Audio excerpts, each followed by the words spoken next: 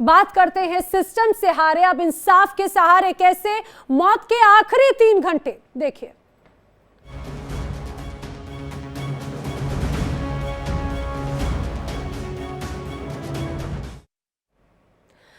System से हारे अब इंसाफ के सहारे, ऐसा हम क्यों कह रहे हैं? दरअसल राजधानी दिल्ली में जिस तरह से आईएएस कोचिंग सेंटर में यहां पर अचानक से बेसमेंट में अवैध तरीके से संचालित की जा रही लाइब्रेरी में पानी भर जाता है और 3 मासूम जानें उसमें गवा दी जाती हैं और ये कहीं ना कहीं सिस्टम का बहुत बड़ा फेल्यूर है। हालांकि इसको लेकर अब बड़े बड़े दावे किए जा रहे हैं, जांच की बात की जा रही है, एक्शन भी लिया जा रहा है, लेकिन सवाल अभी तक की उन तमाम लापरवाहियों पर भी उठना बहुत जरूरी है जिन्हें नजरअंदाज किया जाता रहा लगातार प्रशासन की तरफ से। आपको ये भी बताते चले इंडिया डेली लगातार इस पूरे मामले पर एक एक तस्वीर आप तक पहुंचा रही है। आपको पूरा मामला हम समझाने की कोशिश करते हैं। दरअसल बेसमेंट की लाइब्रेरी में छात्र बैठे थे, तभी सीवर से बारिश का पानी अचानक से आने लगा। इससे पहले कि छात्र कुछ समझ पाते, पानी का बहाव इतना ज्यादा तेज हो गया कि देखते ही देखते बेसमेंट पूरी तरह से लबालब पानी से भर गया, जिसके बाद छात्रों को बाहर निकलने का मौका तक नहीं मिल पाया और इसी तरह 3 छात्रों की इस दौरान मौत हो गई। ये जो आप देख रहे हैं ना, ये ग्राफिक के जरिए हमने आपको उस परिस्थिति को समझाने की कोशिश की कि कैसे वहां पर बेसमेंट में यहां पर लाइब्रेरी संचालित हो रही थी और अचानक से वहां पर सीवर का पानी आना शुरू हो गया। दरअसल राजेंद्र नगर हादसे के बाद में अब प्रशासन एक्शन मोड में आ चुका है। मुखर्जी नगर में दृष्टि आईएएस का सेंटर भी सील किया गया है। बताया जा रहा है कि यहां पर भी बेसमेंट में ही क्लासेस संचालित की जा रही थी। नियमों के उल्लंघन पर कार्रवाई हुई है। सिर्फ दृष्टि आईएएस नहीं, इस दौरान जानकारी है कि मुखर्जी नगर, राजेंद्र नगर की कई ऐसी और कोचिंग सेंटर्स हैं जिन पर एक्शन हुआ है, जिन्हें फिलहाल सील कर दिया गया है। दरअसल परमिशन तो ली गई कोचिंग सेंटर की, लेकिन जिस इलाके की परमिशन नहीं, उस इलाके को भी कमर्शियल वे में इस्तेमाल किया जा रहा था। यह कि हमारी यहाँ लाइब्रेरी बंद कर दी गई है, बट हमारा सर मेन से 1.5 महीने बाद है ना, तो मोस्टली बच्चों की जितने भी किताबें, नोट्स हैं, सारे लाइब्रेरी के अंदर रहते हैं, सारे नोट्स इतने।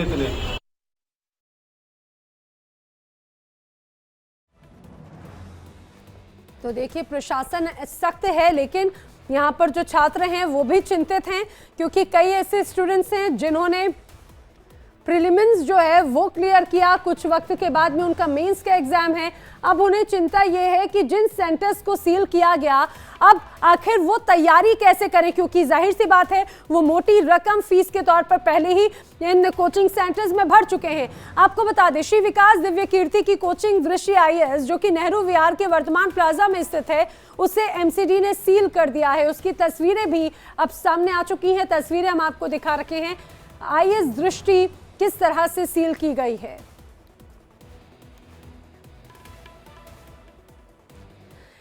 अब ना सिर्फ एक्शन जो है वो सील वाली कार्रवाई का हो रहा है, बल्कि छात्रों की मौत के बाद अब एमसीडी पूरी तरह से एक्शन मोड में है।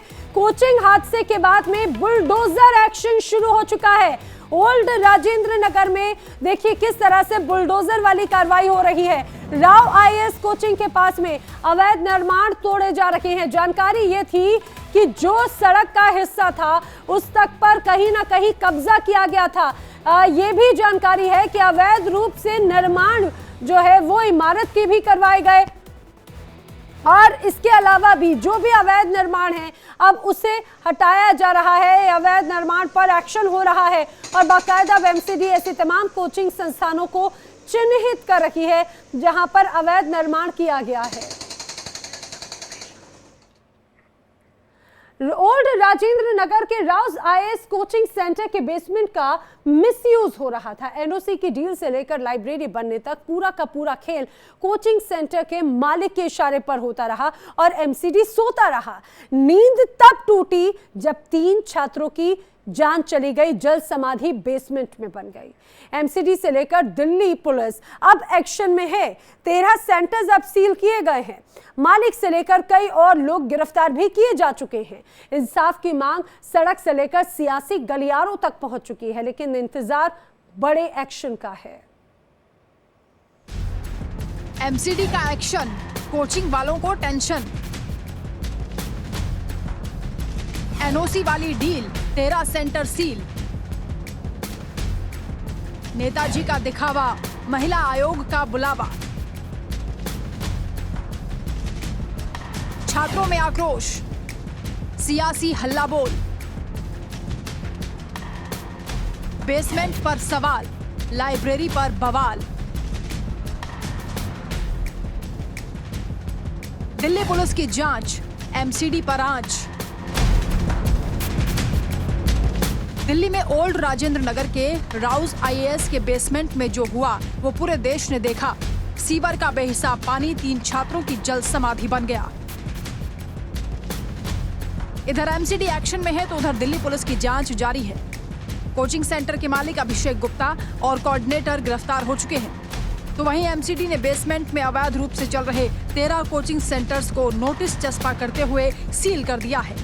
जिन 13 कोचिंग सेंटर्स को सील किया गया है उसमें IAS Gurukul, Chahal academy, Plutus academy, Sai trading, IAS Setu, toppers academy, Dainik Samvad, civils daily IAS, career power, 99 notes, Vidya Guru, guidance IAS, easy for IAS शामिल हैं। अभी ऑलरेडी हम लोग जो है 4 से एक्शन शुरू किया है। अभी 3 यूनिट्स के अंदर बेसमेंट आपने की है, बाकी आने वाले दिनों में भी आपने। इधर आप विधायक दुर्गेश पाठक ने सख्त लहजे में लापरवाह लोगों के खिलाफ कार्रवाई की बात कही तो उधर महिला आयोग ने खुद आप विधायक को बुलवा भेजा कि जल्द पेश हों। दिल्ली की सड़कें कल से ही विरोध और प्रदर्शन की गवाही दे रही हैं। छात्रों में साथियों को खोने का दुख है तो एमसीडी को लेकर आक्रोश भी है। उधर सियासी गलियारों में भी इंसाफ की आवाज बुलंद होने लगी है। बीजेपी और कांग्रेस दोनों ही इंसाफ का इंतजार कर रहे हैं।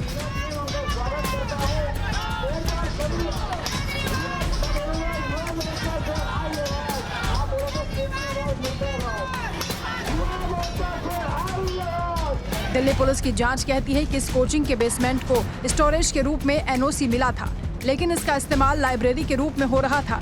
हैरानी की बात यह है कि कोई हादसा होने पर छात्रों के निकलने का पर्याप्त इंतजाम भी यहाँ नहीं था। इतना ही नहीं, बेसमेंट के पिछले हिस्से में कोई एग्जिट नहीं था। बायोमेट्रिक है बट उसका कोई प्रॉपर एफिशिएंसी यूज़ नहीं कर पाते। फॉर एग्जांपल अगर कोई डिजास्टर हुआ और बेसिकली मैं कई सारी वीडियोस देख रहा था, उसमें कोई भी एक न्यूज़ मतलब एक इन्फॉर्मेशन वो बता नहीं रहा था। जो कल इंसिडेंट हुआ है ना, उसमें मेजर प्रॉब्लम क्या है? मेजर प्रॉब्लम ये थी बायोमेट्रिक तो था बट वो ब्लॉक्ड हो गया। अब बच्चे बाहर नहीं निकल पाए। पूरी बिल्डिंग की एंट्री और एग्जिट जो है वो बायोमेट्रिक से कंट्रोल होती है। तो उसमें कैसे है कि और हमारा मतलब कंसर्न ये है कि अगर सपोज कुछ इमरजेंसी हो जाती है, आग लग जाती है या कैसे भी कोई भी इमरजेंसी हो जाती है, तो पूरे बिल्डिंग में कोई भी बालकनी नहीं है, कोई बिल्डिंग में कोई भी ऐसी जगह नहीं है कि अगर हम लोग किसी को इमरजेंसी नंबर पे कॉल करते हैं, कोई आता है कि हम लोग को रेस्क्यू कर लो, तो रेस्क्यू करने का उनके पास कोई ऑप्शन नहीं है। क्योंकि इमरजेंसी की वजह से कि अगर वो गेट के पास कोई इमरजेंसी होती है तो हम लोग अगर ऊपर हैं तो हम लोग नीचे आ नहीं सकते, और अगर कोई बाहर है तो वो अंदर आ नहीं सकता क्योंकि बायोमेट्रिक की वजह से वो लॉक हो गया है। हादसे के बाद अब नगर निगम की नींद टूटी है। इलाके के सीवर और नालों को साफ किया जा रहा है। इस हादसे को लेकर अब कई सवाल उठ रहे हैं। आखिर बेसमेंट में लाइब्रेरी की परमिशन किसने दी? अगर परमिशन नहीं थी तो वहां लाइब्रेरी कैसे चल रही थी? सवाल यह भी है कि एमसीडी की ओर से मॉनसून को लेकर क्या तैयारियां की गई थी और किन किन की लापरवाही 3 छात्रों की मौत की वजह बनी। जांच में खुलासा हुआ है कि पिछले साल अगस्त में शोकॉज नोटिस के बाद भी कोचिंग सेंटर ने बेसमेंट और बिल्डिंग का मिसयूज बंद नहीं किया था। तो वहीं पिछले साल मुखर्जी नगर अग्निकांड के बाद कोर्ट के आदेश पर जब सर्वे शुरू हुआ तब एमसीडी ने पाया इस कोचिंग का मालिक बेसमेंट समेत ऊपर के 3 फ्लोर पर बिल्डिंग नियमों का उल्लंघन कर रहा है। लिहाजा एमसीडी की ओर से अगस्त 2023 में कोचिंग मालिक को शोकॉज नोटिस दिया गया था, लेकिन इसके बावजूद बिल्डिंग का मिसयूज नहीं रुका। ये मामला करोल बाग जोन के डीसी तक पहुंच गया तो मालिक इसी साल 9 जुलाई को सबसे जरूरी फायर एनओसी लेने में कामयाब रहा, लेकिन फिर भी बेसमेंट से लेकर ऊपर के 3 फ्लोर तक का मिसयूज करना बंद नहीं किया। राउस आईएएस कोचिंग सेंटर के बेसमेंट में पानी भरने से छात्रों की मौत के बाद पुलिस ने 2 थ्योरीज पर अपनी जांच शुरू कर दी है। दिल्ली पुलिस के सवाल, पहली थ्योरी, क्या बेसमेंट में भी कोचिंग चल रही थी? दूसरी थ्योरी, बिल्डिंग के पास फायर विभाग की एनओसी थी या नहीं? और मेन गेट पर लगा शेड कैसे टूटा? हमने पहले 2 व्यक्ति गिरफ्तार किए थे और अब हमने 5 और लोगों को इस केस में गिरफ्तार किया है। इसमें 4 वो हैं जो इस बेसमेंट के ओनर्स थे और एक व्यक्ति वो है जो उस रोड से बहुत ही तेज़ गति से अपने गाड़ी को ले जाते हुए दिखा है, जिसके कारण उस बिल्डिंग के गेट का डैमेज होना देखा गया है। तो इस तरह इन 5 व्यक्तियों को और गिरफ्तार किया गया है। अब टोटल इसमें 7 लोग अरेस्ट हो चुके हैं और इसमें आगे अभी इन्वेस्टिगेशन पूरी तरह प्रोफेशनली कंटिन्यू हो रहा है और जिसका भी इसमें रोल आएगा उस पर सख्त से सख्त कार्रवाई की जाएगी। स्थानीय लोगों की माने तो तेज बारिश के बाद कोचिंग सेंटर का गेट बंद कर दिया गया, जिस पर स्टील शेड लगा हुआ था ताकि पानी अंदर ना जा पाए। लेकिन जैसे ही बारिश का पानी सड़क पर ज्यादा भरा तो पानी का प्रेशर ज्यादा होने की वजह से स्टील शेड टूट गया और सारा पानी बेसमेंट में भर गया, जिसकी वजह से सेंटर में मौजूद छात्र अंदर ही फंस गए।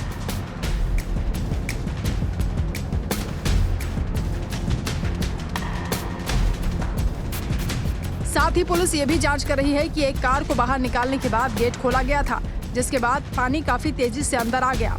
ये जांच का विषय है कि आखिरकार गेट किसने बंद किया और खोला। Bureau report, India daily.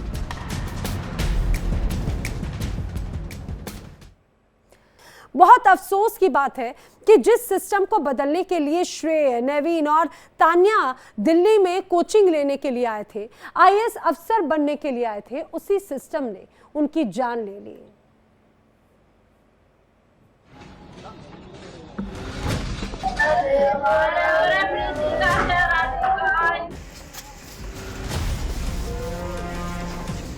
और इस तरह सिस्टम से लड़ने वाले सिस्टम से ही हार गए। ये विदाई ऐसे तो ना होनी थी, ये जान यूं बेजान तो ना होनी थी, सपने यूं चकनाचूर तो ना होने थे। इसे एक्ट ऑफ गॉड के नाम पर हत्या ना कहे तो क्या कहे।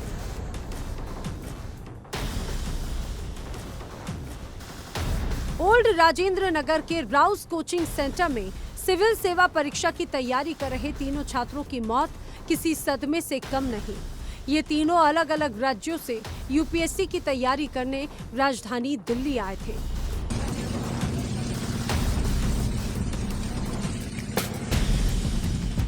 इन तीनों छात्रों की पहचान यूपी के अंबेडकर नगर की रहने वाली श्रेया यादव, तेलंगाना के सिकंदराबाद के रहने वाली तान्या सोनी और केरल के एर्नाकुलम के रहने वाले नेविन डाल्विन के रूप में हुई।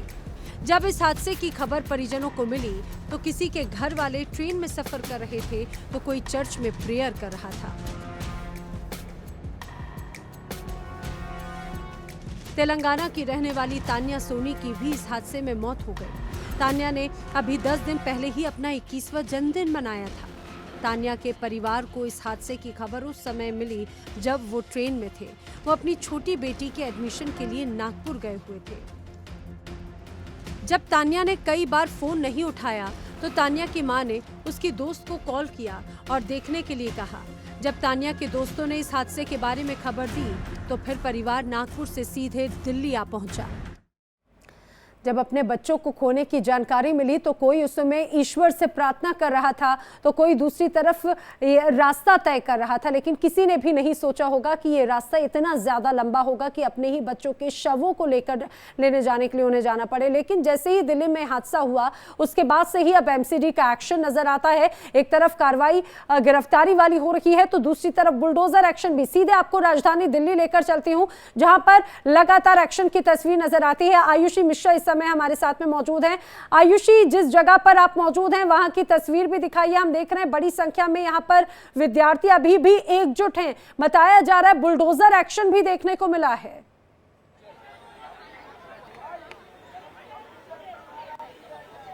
जी बिल्कुल नैना, देश के वो भविष्य, वो छात्र पे बैठे बैठने के लिए मजबूर हैं, क्योंकि इनकी जान की सुरक्षा को सुनिश्चित करने वाली सरकार में अभी तक कोई नहीं है, जिम्मेदारी कोई नहीं उठा रहा। और हम अभी उसी राव IAS स्टडी सर्कल के बाहर मौजूद हैं, जहां पर 3 बच्चों की जान चली गई सिस्टम की लापरवाही की वजह से।